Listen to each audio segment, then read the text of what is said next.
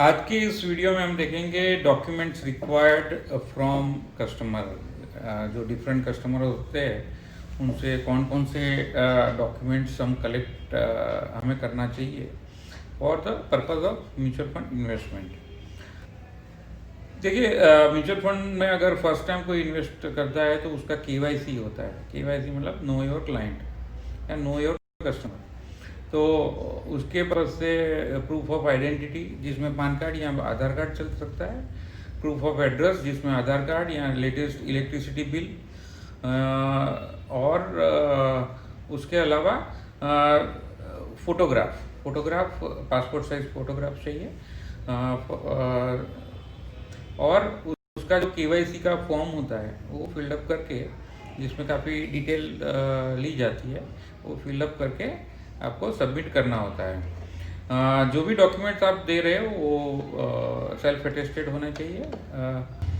जो client online delivery लेना चाहता है तो उनको डीमेट अकाउंट होना कंपलसरी है, क्योंकि ये जो डिलीवरी आएगी वो डीमेट अकाउंट में आएगी। और उसको अगर एग्ज़िट करना है तो उसके लिए ट्रेडिंग अकाउंट चाहिए। तो ये एक ज़रूर से अपने क्लाइंट को बता देना चाहिए कि आप ऑनलाइन भी डिलीवरी ले सकते हो। हमने जो बात किया वो इंडिविजुअल के लिए डॉक्यूमेंट्स है। जो अगर कंपनी कॉरपोरेट या ट्रस्ट के लिए अगर डॉक्यूमेंट्स है तो memorandum of association and article of association. Trust है तो चैरिटी कमिश्नर का जो अप्रूवल मिला है ट्रस्ट को, वो अप्रूव्ड सर्टिफिकेट अटैच करना पड़ता है। और किस टाइप का ये ट्रस्ट है उसका भी उसमें विवरण होता है। कंपनी का बोर्ड ऑफ रेजोल्यूशन की बोर्ड मंजूरी देता है इन्वेस्टमेंट पर्पस के लिए, तो उसका भी एक लेटर अटैच करना ज़रूरी है। और ऑथराइज सिग्नेचर उसमें किसका रहेगा, क्योंकि कंपनी का सील तो आएगा लेकिन कोई ना कोई ऑथराइज सिग्नेटरी होता है, तो वो कौन रहेगा, तो उसका डिटेल और उसका पान कार्ड या उसका आइडेंटिटी प्रूफ वो भी चाहिए। फटका, जिसको foreign account tax compliance act के अनुसार आपका अगर फॉरेन कंट्रीज़ में आप कहीं पे इन्वेस्टेड है या टैक्स पेयर है तो उसके लिए ये एक to simplify the international tax, इसके लिए ये डिटेल देना बहुत बेहद ज़रूरी है कि आप कोई और कंट्री में टैक्स पेयर है कि नहीं। अगर है तो वहाँ का जो टैक्स आइडेंटिटी नंबर होता है वो आपको डिटेल देना जरूरी है। फटका का पर्पस होता है इंटरनेशनल टैक्स पेमेंट ट्रांसपेरेंसी, और एक्चुअली ये इन्वेस्टर के बेनिफिट के लिए ही है। अगर आपने फॉरेन में टैक्स पेमेंट किया है तो उसमें फिर से टैक्स पेमेंट करने की कोई ज़रूरत नहीं है इंडिया में या फिर ये फटका के जुड़े हुए कोई भी कंट्रीज़ में। तो डबल टैक्सेशन से राहत है एक तरह से। दूसरा होता है सीआरएस।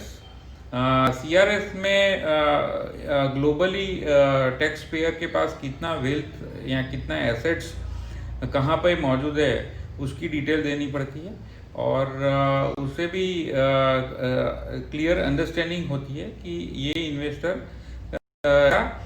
कहाँ पे कितना वेल्थ क्रिएटेड है, उसका कितना एसेट्स कहाँ पे मौजूद है। देखिए, आजकल ऑफलाइन ट्रांजैक्शन से ज़्यादा ऑनलाइन ट्रांजैक्शन का चलन ज़्यादा है, और ऑनलाइन ट्रांजैक्शन के लिए आप अलग अलग पोर्टल यूज़ कर सकते हो। काफ़ी पेड पोर्टल है और काफ़ी जो कि सभी म्यूचुअल फंड ने मिलकर बनाया है, वैसा भी एक MF यूटिलिटीज़ करके भी पोर्टल है, तो आप कोई भी यूज़ कर सकते हो। और उसमें होता है एक कॉमन अकाउंट नंबर, मतलब वन टाइम आपको इन्फॉर्मेशन देना पड़ता है और आपको एक can number, common account number दिया जाता है, और उस कॉमन अकाउंट नंबर से आप कभी भी कोई भी AMC के द्वारा जो कि वो पोर्टल पे रजिस्टर्ड हो वहाँ पे आप ट्रांजेक्शन कर सकते हैं। एक होता है बैंक मैंडेट, जिसमें आप पेमेंट ऑथराइजेशन देते हो ऑनलाइन पोर्टल को कि आप के अकाउंट से वो एक दिन में कितना पैसा विड्रॉ कर सकता है as per your order for purchase of mutual fund. तो SIP के टाइम जो भी डेट आपने दिया होता है उस डेट को उतना अमाउंट वो डेबिट करता है आपके अकाउंट से और म्यूचुअल फंड में क्रेडिट कर देता है। उसके अलावा पेमेंट के लिए अगर आपको लमसम करना है तो आप निफ्ट के द्वारा या फिर RTGS, अगर आज की तारीख में जो रूल्स है उस हिसाब से 2 लाख के ऊपर का पेमेंट होता है तो RTGS से होता है। और इमीडिएट पेमेंट के लिए IMPS का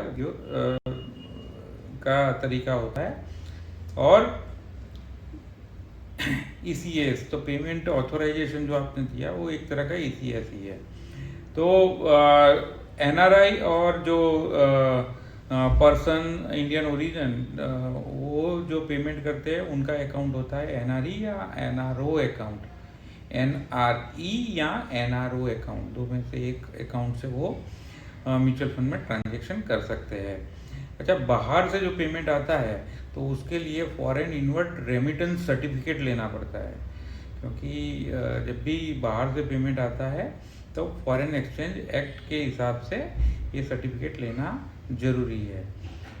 NFO में जब भी कोई सब्सक्राइब करता है तो NFO का पर्टिकुलर डेट होता है कि भाई ये 10 दिन NFO चलेगा और उसके बाद उसका लॉटरी सिस्टम या फिर first come first out first पे के हिसाब से आपको यूनिट डिलीवर होते हैं। तो उसमें होता है आस्बा का तरीका होता है, जिसमें application supported by block amount.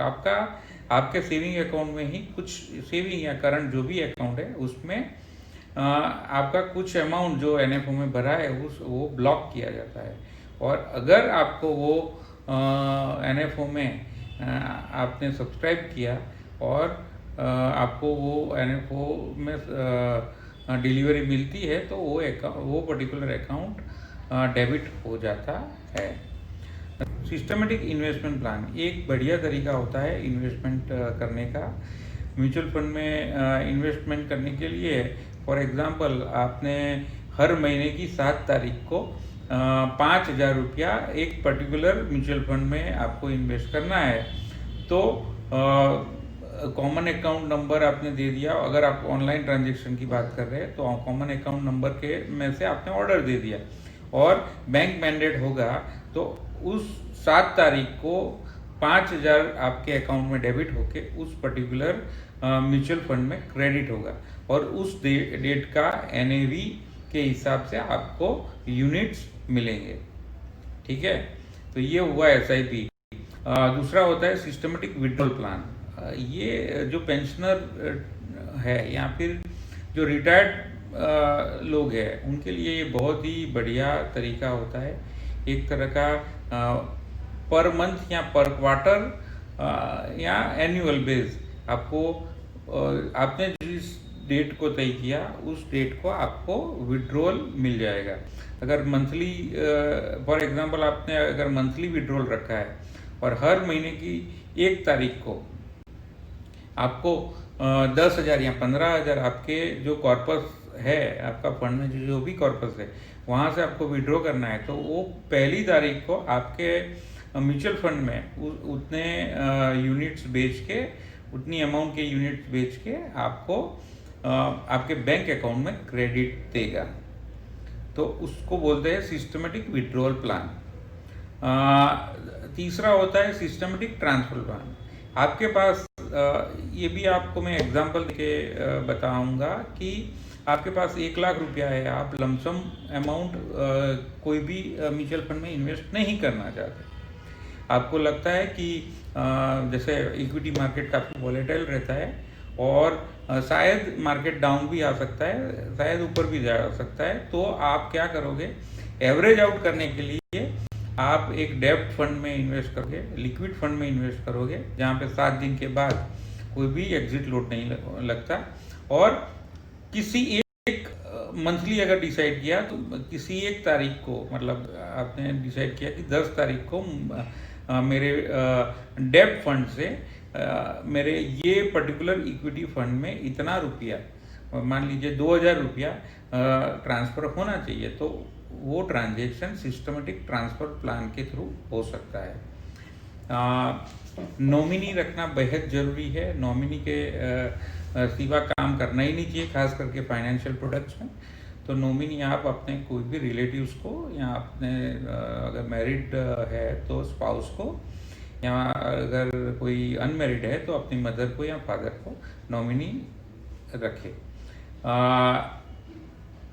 काफ़ी टाइम की ये होता है कि आप काफ़ी बुलिश होते हैं मार्केट में और आपको लगता है कि मार्केट काफ़ी ऊपर जाने वाला है, तो उस दौरान अगर आपको पैसे की ज़रूरत है तो आप अपने जो यूनिट्स होते हैं वो आप प्लेज करके जो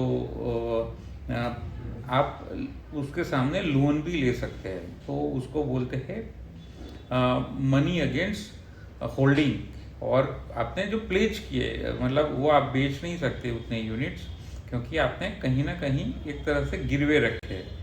तो जैसे कोई एसेट्स गिरवे रखी जाती है ना, तो उस हिसाब से ये यूनिट्स भी आपकी एसेट्स ही है और वो आप प्लेज कर सकते हैं। अगले वीडियो में हम देखेंगे अकाउंटिंग, वैल्यूएशन एंड टैक्सेशन, मतलब कैपिटल गेन की बारी आएगी और कैपिटल गेन में लॉन्ग टर्म, शॉर्ट टर्म कैसे टैक्सेशन लगता है उसके बारे में हम देखेंगे, और अकाउंटिंग कैसे होता है म्यूचुअल फंड का उसके बारे में भी हम जानेंगे। अगर अभी तक आपने हमारा चैनल सब्सक्राइब ना किया हो, सब्सक्राइब कीजिए and click the bell icon. Thank you.